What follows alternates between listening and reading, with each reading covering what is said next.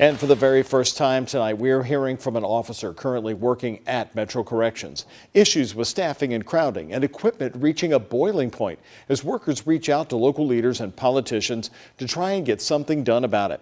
WHS 11 Team's Tom Lally reports on a first-of-its-kind crisis summit held by the Corrections FOP tonight.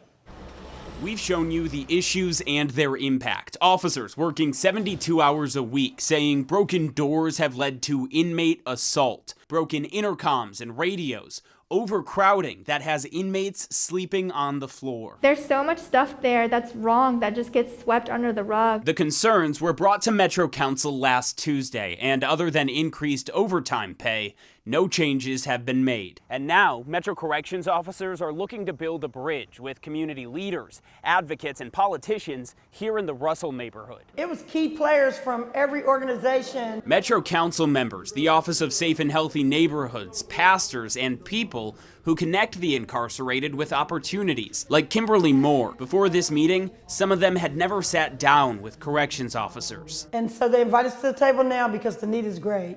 And it's a critical time. Once a repeating inmate at LMDC, she's now been recognized for her work reducing violence in the city and connecting recently incarcerated people to mental health services, housing, and employment. So the same thing that I'm doing, somebody did for me in 1998. She says these issues faced by inmates and officers are nothing new, but they're exacerbated by the pandemic and the worker shortage. Looking at solutions, advocates and the FOP point to bail reform, making it easier for low-level offenders to get out of jail. They also place blame on jail leadership. You know that our intercoms aren't working. You know the radios are broken. You know that inmate rights are getting violated. You know our rights are getting violated. You know the stuff that we're dealing with, and nobody cares. Corrections Officer Michelle Sogan read from a laundry list of issues officers and inmates face daily. She and others claim change needs to come from the top. Director Dwayne Clark. Many at this meeting say they plan to tour the jail, sit down with Clark, and demand change, if not from him,